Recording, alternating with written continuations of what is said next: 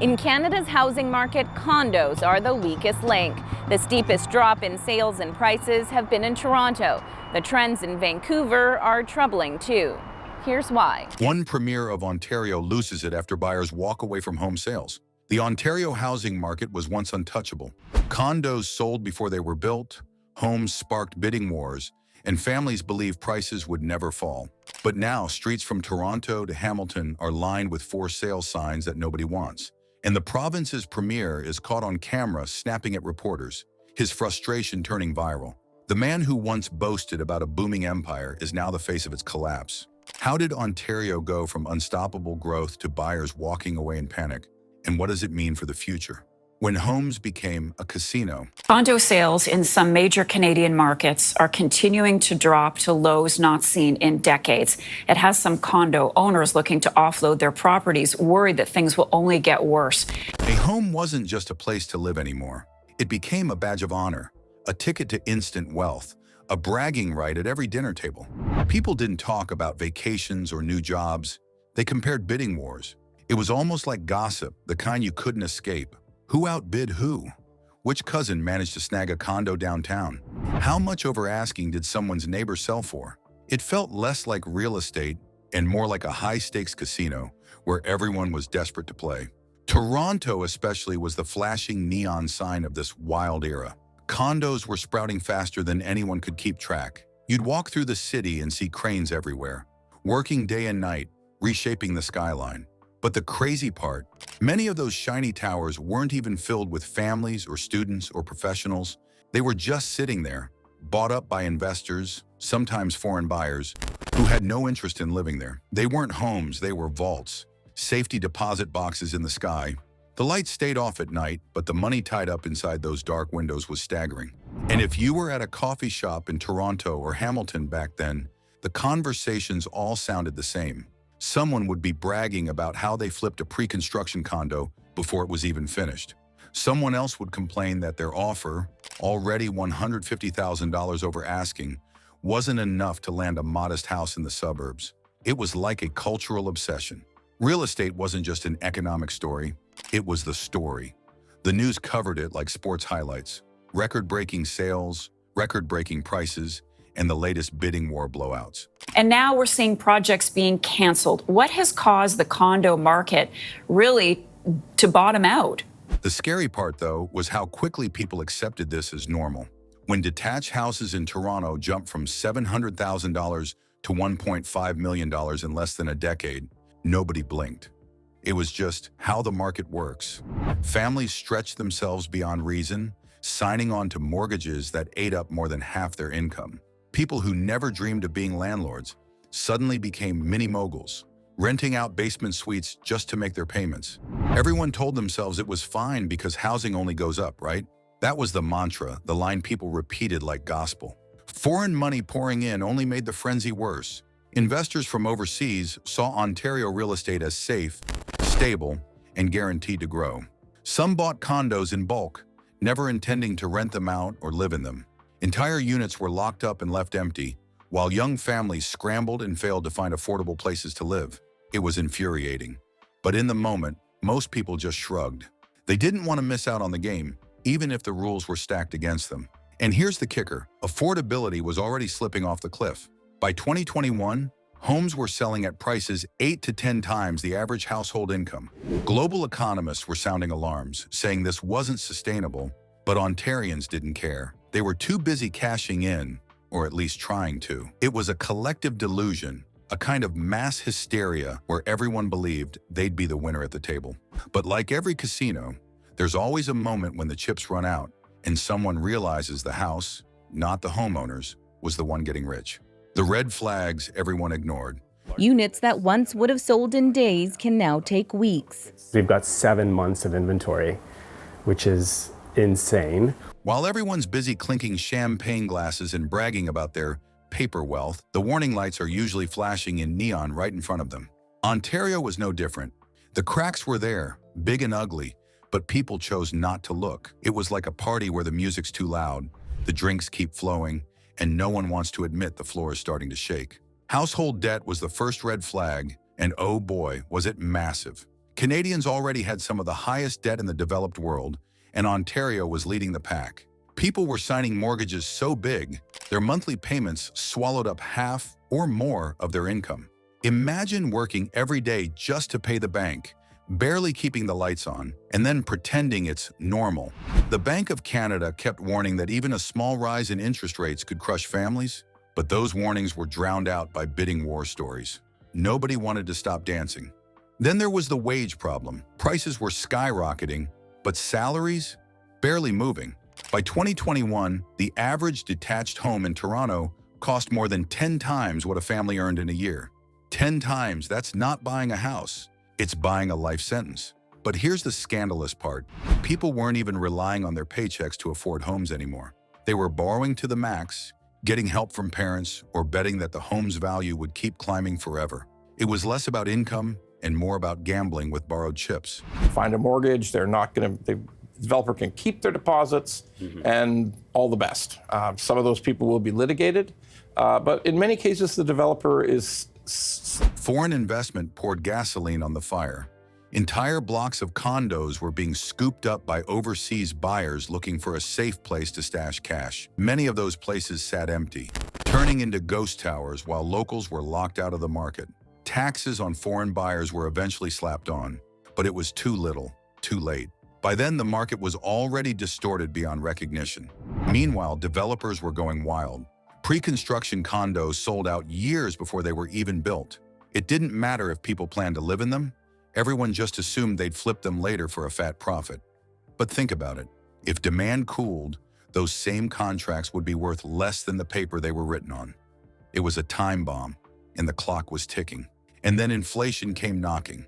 Prices for everything shot up: groceries, gas, materials. The Bank of Canada had no choice but to raise interest rates.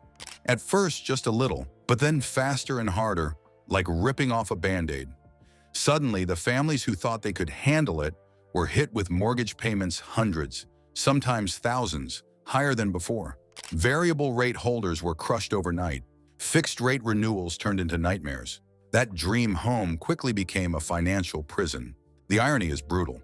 The signs weren't subtle, they were blaring sirens, but optimism was louder. Everyone was too busy believing housing was Ontario's golden ticket to stop and ask if the ride was safe. The truth, it wasn't. The province wasn't sitting on an endless well of wealth. It was perched on a house of cards, and all it took was one strong gust of interest rate hikes to send it tumbling. The crash begins slow-motion implosion. And when you look at who's willing to wait 4 or 5 years to move into a property that they're going to buy, and yes, there's maybe some downsizers, maybe. Ontario's housing collapse didn't hit like a car wreck. It was more like watching a slow-motion train derail. The energy shifted. Suddenly, the bidding wars that once had buyers clawing at each other disappeared. Homes that used to spark 20 offers in a single weekend sat untouched for weeks. Sellers who thought they'd cash in on $1 million windfall started slashing prices. And still, no one came knocking. It was the beginning of the end, and the mood across the province flipped overnight. The suburbs cracked first. By early 2023, places like Hamilton, Kitchener, and London, once hot markets for families fleeing Toronto prices, saw homes sitting stale. Agents whispered that buyers were stalling on purpose, waiting for prices to sink further. The fear was contagious.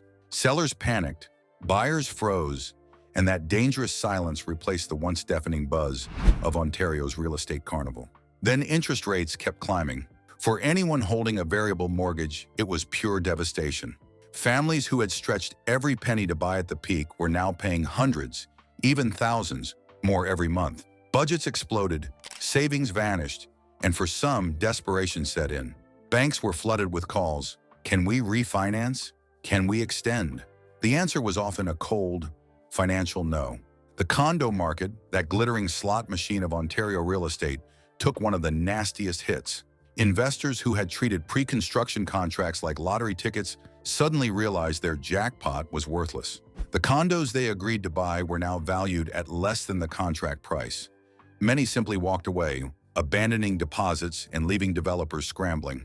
Fresh towers that once symbolized Toronto's unstoppable skyline stood eerily empty. Windows dark, like monuments to greed and denial. In smaller cities, the implosion looked even uglier. Hamilton's so-called Brooklyn charm, gone.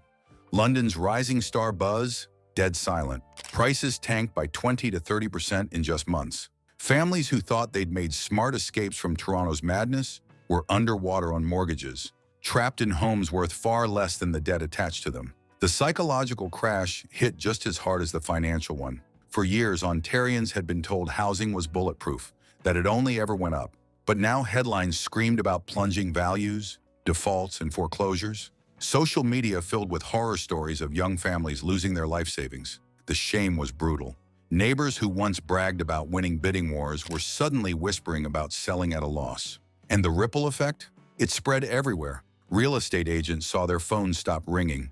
Mortgage brokers closed up shop. Construction projects froze mid-build. Cranes dangling uselessly over Toronto's skyline. Even furniture stores and renovation companies felt the sting. Housing wasn't just part of Ontario's economy, it was the economy. And when it cracked, the whole thing shook. This wasn't a dip, it wasn't a cooling, it was a slow implosion of an empire everyone thought would last forever. The house of cards had started collapsing, and everyone, families, investors, even the premier, was caught in the rubble. The premier's breaking point. Reflection of demand conditions that existed 2 or 3 years ago. That doesn't exist anymore. Bank of Montreal senior economist Robert Kavchuk says the downturn is concentrated in the largest cities. At first, the premier tried to keep it together. He stood at the podium, chin up, insisting this was just a correction. You could almost hear the spin in his voice, like a teacher trying to convince a classroom full of panicked kids that everything was fine while the fire alarm blared in the background. But the cracks in the housing market weren't just financial. They started showing up in him too. And once those cracks split open, the whole province saw a leader losing his cool. The first slip happened at a press conference in early 2024. Reporters asked the question everyone was thinking: why did you ignore the warning signs? Instead of calmly explaining, he snapped. He accused them of fear-mongering, of stirring up panic. The cameras caught every second. Within hours, the clip was viral, shared on Twitter, dissected on TikTok, replayed on evening news. Suddenly, the man who once boasted about Ontario's booming market looked defensive, thin-skinned, almost rattled. People smelled blood. Then came the protests. Families who had bought at the peak gathered outside Queen's Park, clutching signs that read, "We lost everything," and "Mortgage prisoners." They weren't just frustrated, they were furious. These weren't abstract statistics anymore. These were parents, kids, entire households standing in the cold demanding answers. When the premier came out to meet them, it should have been his chance to show empathy. Instead, he told them markets go up and down and that they needed to be responsible for their choices. That line landed like a slap in the face. The crowd turned hostile, booing and shouting him down. By the time he walked back inside, the damage was done. Inside the legislature, things grew uglier. Opposition leaders grilled him daily, hammering the same point: why didn't you act sooner? And this time, the mask completely slipped. In one heated exchange, he pounded his desk and shouted that no one could have predicted the crash. The outburst was replayed over and over on TV, an angry, red-faced premier looking like he had lost control. The public saw it not as strength, but as panic. A leader who was supposed to stay steady in a storm was now flailing in front of the whole country. The final straw came during a televised town hall meant to soften his image. A mother stood up, voice shaking, and told the room how her family had lost their home. She begged him for help. Cameras zoomed in on her teary face, waiting for a moment of compassion. Instead, the premier looked impatient, even dismissive. That clip went everywhere. Millions of views, endless commentary. To many, it confirmed the worst. He wasn't just struggling, he was disconnected from ordinary people. By the end of 2024, the premier wasn't just presiding over a housing collapse. He was the collapse, its face, its villain, its symbol of arrogance and denial. The man once seen as steady and pragmatic was now branded angry, out of touch, and unraveling in public. Ontarians had lost faith not just in the housing market, but in the very leader who swore it was unshakable. Ordinary people, extraordinary losses. Those hardly exist in most new construction projects. So we're talking units of about maybe 500 square feet in And some lower, cases? and lower, yeah. If the premier's meltdown was the political drama, the real heartbreak was unfolding in living rooms across Ontario. Ordinary families, the same ones who had stretched every last dollar just to get into the market, suddenly found themselves drowning. Mortgage payments that once seemed barely manageable doubled almost overnight. Savings accounts emptied faster than water draining from a cracked bucket. For many, the dream of owning a home transformed into a nightmare they couldn't wake up from. You drive through Hamilton or London and see it written on the streets. Neighborhoods that only a year earlier were buzzing with renovation projects now carried a quiet, defeated mood. The for sale signs multiplied, each one telling a story of desperation. Some families sold at steep losses just to get out from under their mortgage. Others held on until the bank came knocking, foreclosure papers in hand. The shame was heavy. These weren't careless gamblers. Many were young parents who just wanted stability for their kids. Now they were painted as victims of a system that had promised too much and delivered a crushing blow. And it wasn't just homeowners. Renters were caught in the crossfire too. As desperate landlords tried to cover ballooning mortgage payments, rents spiked. Families who had never thought about home ownership in the first place suddenly found themselves priced out of apartments they'd lived in for years. Evictions soared. Shelters reported being overwhelmed, unable to handle the surge in people needing a place to sleep. For Ontario, it was a wave of homelessness not seen in decades, and it hit the most vulnerable the hardest. The emotional toll was just as brutal as the financial one. Couples who had once proudly posted pictures of their new keys on Instagram were now sitting at kitchen tables, arguing over bills they couldn't pay. Parents skipped meals so their kids wouldn't go hungry. Children watched as their homes, their safe places, were stripped away. The damage wasn't just economic, it was deeply personal, leaving scars that money could never heal. Resentment spread like wildfire. Homeowners blamed the government for letting the bubble grow unchecked. Renters blamed investors who had hoarded units and driven up prices.